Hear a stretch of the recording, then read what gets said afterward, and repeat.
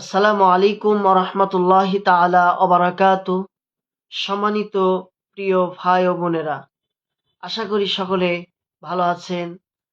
আলহামদুলিল্লাহ, আল্লাহ তাআলার অশেষ রহমতে আমিও ভালো আছি। আজকে আপনাদের মাঝে এসেছি কালেমার দাওয়াত নিয়ে।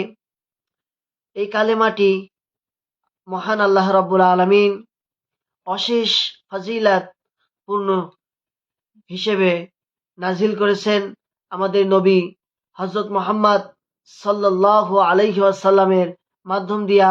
কালেমাটি হলো লা ইলাহা ইল্লাল্লাহু মুহাম্মাদুর রাসূলুল্লাহ সাল্লাল্লাহু আলাইহি ওয়াসাল্লাম।